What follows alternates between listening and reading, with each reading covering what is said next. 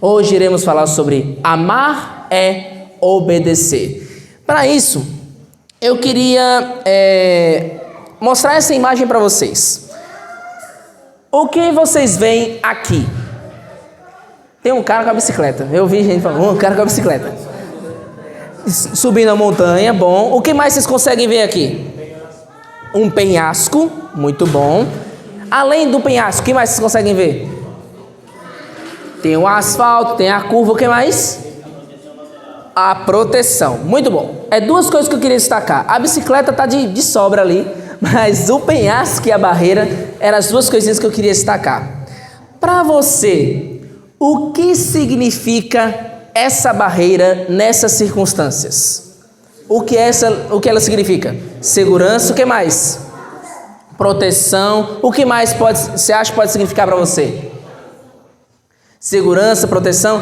Alguém acha que essa barreira está restringindo a liberdade do motorista que estiver ali subindo a ladeira ou do ciclista? Você acha que essa barreira é uma restrição de liberdade?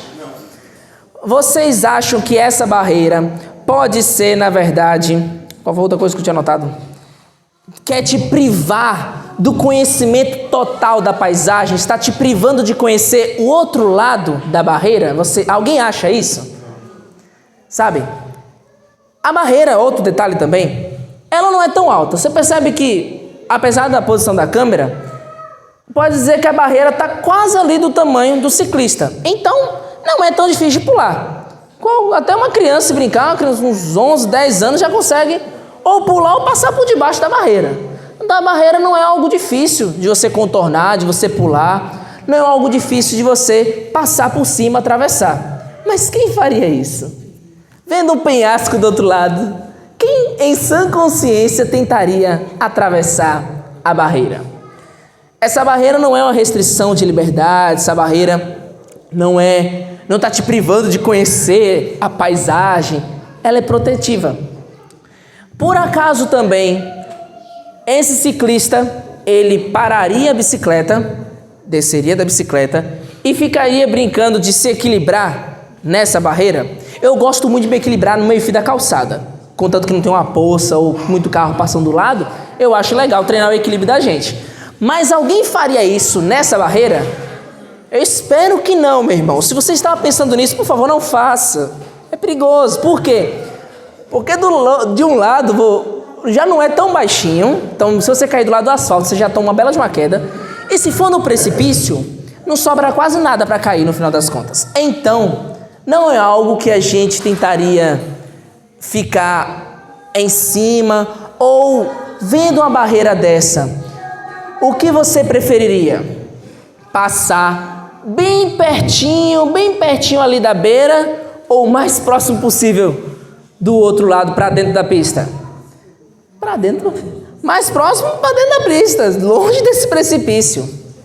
Assim é as ordenanças e a lei de Deus. A lei de Deus não é uma restrição da nossa liberdade. As coisas que Deus nos ordena fazer não estão nos privando de ter um conhecimento total do nosso contexto, da nossa vida. As leis de Deus não estão te impedindo de exercer plenamente a sua liberdade. Liberdade não é a ausência de regras, é viver conscientemente dentro delas. Isso é liberdade. Libertinagem, aí você é em consequência e você pode fazer o que você quiser sem medo de consequência. Mas isso não existe. Em todo lugar, toda ação há uma reação. Tudo que nós fazemos há uma consequência. E Deus deu a sua lei para que nós sigamos, não porque Ele é um ditador, não porque Ele quer mandar na nossa vida simplesmente, mas é porque Ele quer que a gente viva a nossa vida da melhor maneira possível. E assim como a melhor maneira de você atravessar essa ladeira, de você subir essa ladeira, é para o lado de dentro da barreira, assim também a maneira mais maravilhosa, a maneira mais segura de se viver a vida é para dentro, para aquém da lei e dos muros de proteção, dos limites dados por Deus.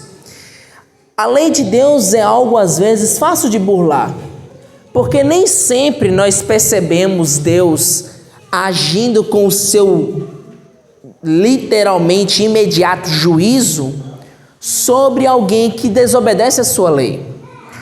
Hoje existem pessoas que infelizmente não guardam a lei de Deus. Na verdade, ninguém guarda a lei de Deus de verdade, 100%. Ninguém é perfeito. Alguns conhecem mais a lei de Deus, por isso tentam guardar ela cada vez mais. Mas hoje ainda, existem pessoas que trabalham no sábado, o dia que Deus diz que é para ser guardado, como está em Êxodo 20. Há pessoas que às vezes contam uma mentira, há pessoas que às vezes podem roubar, ou algo, um material, ou uma cola numa prova, também é roubo.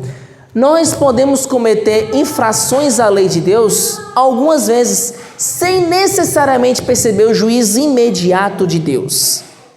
Mas por isso que é fácil de você burlar a lei de Deus. Não, aqui não vai dar nada não, eu fiz, não deu nada, então não tem nada. Mas não é isso. Assim como essa barreira seria fácil de pular, o destino de quem pula a lei de Deus também é um destino de morte. É um destino de consequências ruins por causa da desobediência à lei de Deus. Hoje vamos falar sobre o cidadão que ele tinha tudo para ser um exemplo de obediência a Deus, mas ele decidiu ser um exemplo de desobediência e quase pagou com a vida por causa disso. Eu queria que você abrisse a sua Bíblia no livro de Jonas. É sobre esse cidadão que eu gostaria de falar um pouquinho com vocês. Jonas, capítulo 1, verso 1 e 2. Para começar. Jonas, capítulo 1, versos 1 e 2. É um livrinho pequenininho, mas está logo depois de Obadias. Ajuda bastante, né? Você vai, depois de Daniel, vai Ezequiel, Daniel, Oséias, Joel, Amós, Obadias, Jonas. Tem vários, antes de Miqueias. Pior que ele está entre dois livros que não ajuda nada. Depois de Obadias, antes de Miqueias. Mas está no Antigo Testamento. Depois de Daniel, dos profetas menores, aparece ele. Jonas, capítulo 1, verso 1 e 2. Antes de lermos, vamos fazer uma oração? Querido Deus, Senhor, estamos com a Tua palavra aberta em nossas mãos e pedimos a iluminação do Teu Santo Espírito para entendermos o que o Senhor tem a nos dizer hoje. Possamos colocar em prática a nossa vida também, aprendendo a maravilha que é a obediência à Sua lei. Em nome de Jesus. Amém. Jonas, capítulo 1, verso 1 e 2. Se algum dos nossos amigos está perto de você e ele não está acompanhando com a Bíblia, ofereça a sua Bíblia para ele, acompanhe junto com ele, ajude-o a abrir a Bíblia se precisar. Jonas, capítulo 1, verso 1 e 2, diz assim: Veio a palavra do Senhor a Jonas, filho de Amitai, dizendo: Dispõe-te, vai à grande cidade de Nínive e clama contra ela, porque a sua malícia, a sua maldade, enfim, subiu até mim. Até aqui por enquanto. Bom, como que era Nínive? Como que era Nínive? Nínive era uma cidade entregue à idolatria e sanguinária. Nínive era um exemplo da maldade. Pense na cidade mais perturbada, mais violenta do Brasil. Alguns podem entrar no consenso que talvez seja o Rio de Janeiro, ou outra cidade, até aqui da Bahia, às vezes é um pouco mais violento. Imagina a cidade violenta. Nínive ganhava, viu? Por incrível que pareça, Nínive ganhava. Na verdade, Nínive consegue fazer um paralelo com Sodoma e Gomorra. Perceba a linguagem usada por Deus no final do verso 2. A sua maldade, a sua malícia subiu até mim. Sabe onde mais aparece essa expressão? Um pouco antes de Jesus, de Deus, enfim, destruir as cidades de Sodoma e Gomorra. Ele disse que a maldade daquelas cidades já tinham subido até ele. Nínive estava em pé de igualdade ali com Sodoma e Gomorra. E estava pronto para ser destruída assim como Sodoma e Gomorra. Então, ela é uma cidade sanguinária. Você tem uma noção? Uma carta, um documento escrito e descoberto por um dos reis de Nínive, há um depoimento do rei dizendo que ele construiu um muro em frente da cidade, esfolava todos os chefes rebeldes, tirava a pele deles, e dos que tinham se rebelado contra eles, trancava eles em pilares. Eu não sei nem como isso é possível, mas ele dava um jeito de fazer. Cortava os membros, pendurava, queimava, enfim, era uma coisa terrível que esses cidadãos faziam. Era o cúmulo da maldade, era a cidade de Nínive. E o que Deus faria com um povo desse? O que Deus oferecia a esse tipo de povo? Bom, quando a gente vai em Ezequiel 33:11, abre aí, guarda aí Jonas, que a gente vai voltar, e volta alguns livros aí em Ezequiel. Lembra que eu comentei de Daniel? Pois é, Daniel, o livro anterior é Ezequiel. Ezequiel é grandinho, se você passar um bocadinho você já acha. Ezequiel 33, verso 11. Olha qual é o destino que Deus dava, ou que pelo menos Deus queria dar, a esse tipo de cidade. A cidade é muito terrível, o povo é perdido já, não dá para fazer mais nada com ele. Olha o que Deus queria fazer. Ezequiel 33, verso 11. Diz-lhes: tão certo como eu vivo, diz o Senhor Deus, não tenho prazer na morte do perverso, mas que o perverso se converta do seu caminho e viva. Convertei-vos dos maus caminhos, pois por que haveis de morrer, ó casa de Israel? Tá certo, aqui era o povo de Deus, mas eles estavam fazendo coisas tanto quanto Nínive. Estava complicado, governados por reis cada vez piores, enfim. Deus não tem prazer na morte do perverso. Sabe, hoje há dois extremos, de pessoas que simpatizam com o perverso, gostam de histórias de vilão, simpatizam com as ideias do vilão, mas existem também pessoas que ficam felizes com simplesmente a morte dele. Era para ter morrido mesmo, mereceu, e tem que morrer mesmo. Mas não é exatamente assim que Deus pensa. A vontade de Deus é que o perverso se converta dos seus maus caminhos, se volte para Deus. Essa é a ideia de Deus. A ideia de Deus é dar uma segunda chance. E ele estava disposto a dar uma segunda chance para aquela cidade. Sabe o que isso me revela sobre Deus? O papel de Deus é avisar. O nosso é obedecer. Mas independente de fazermos ou não a nossa parte, Deus sempre cumprirá com a parte dele. Deus sempre irá nos avisar do que é certo, do que é errado. E independente da gente dar ouvidos ou não, Deus sempre continuará dizendo: meu filho, este é o caminho, andai por ele. Sabe, isso me revela dois aspectos da misericórdia divina. Primeiro é que Deus deseja que todos se salvem. Sabe aquela ideia de que você já deve ter ouvido por aí, a ideia chamada de predestinação? Quem já ouviu falar dessa palavra aí na vida? Predestinação. Pois é uma teoria de que se diz de que todos já estão com o seu destino selado e nada que a gente faça agora pode mudar isso. Todo mundo já foi destinado ou para se salvar ou para se perder. Há um problema nessa teoria, nessa ideologia. Se é que a predestinação não é tão rígida como se prega por aí.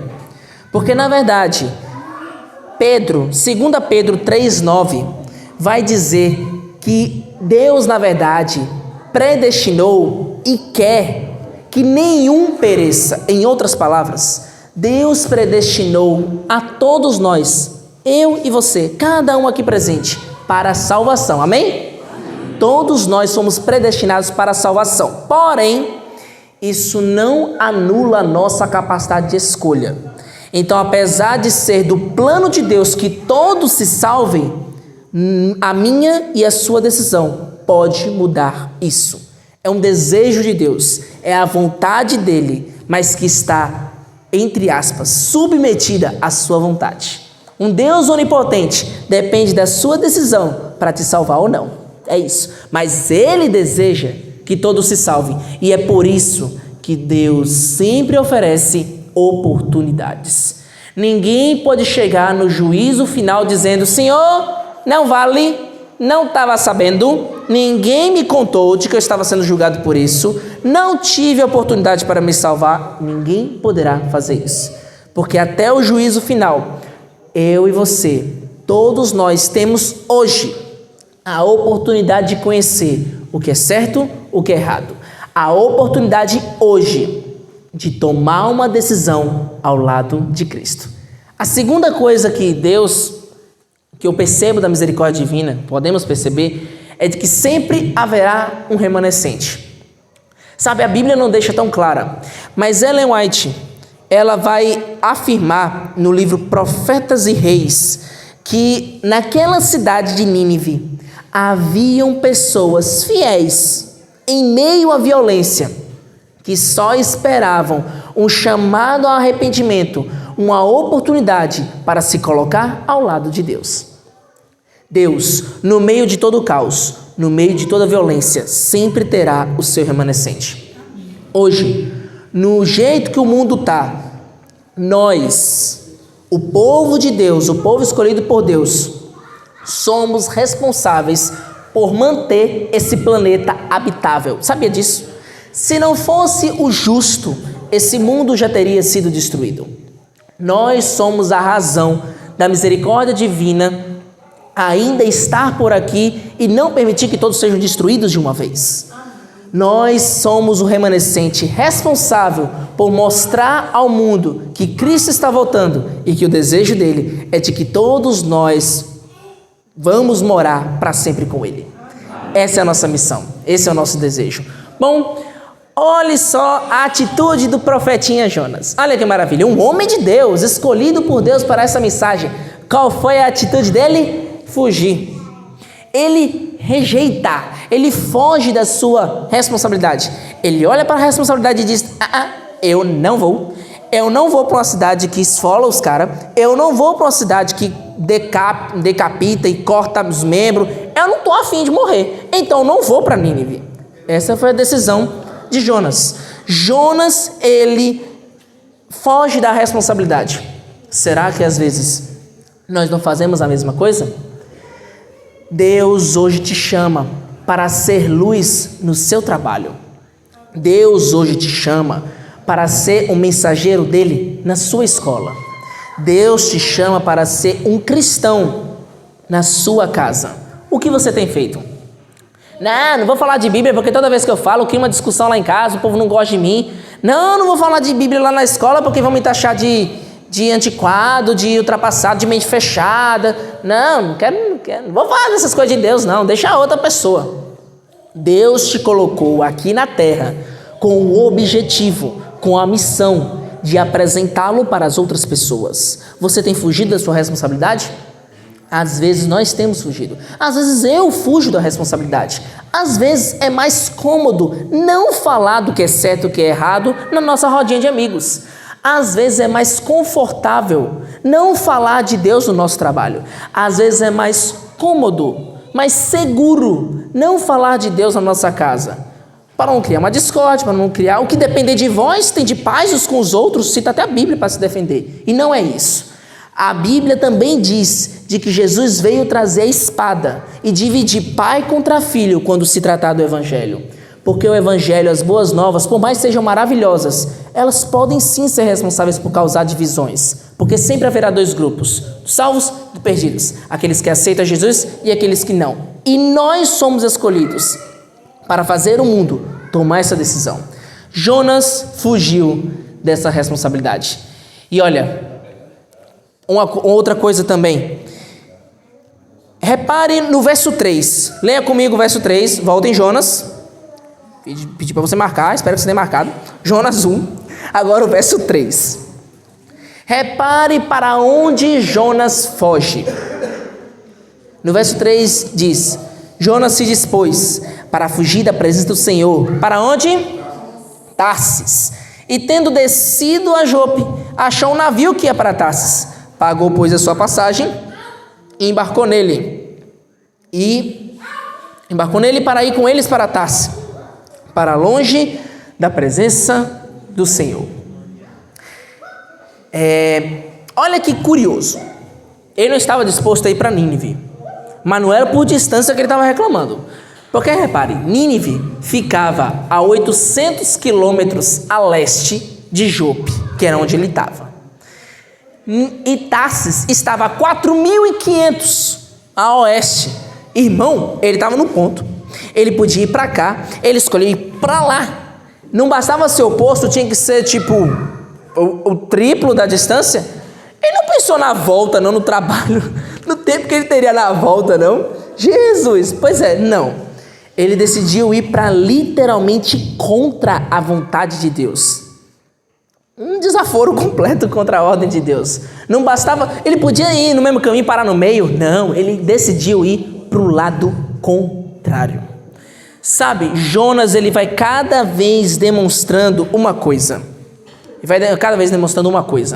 A sua indiferença.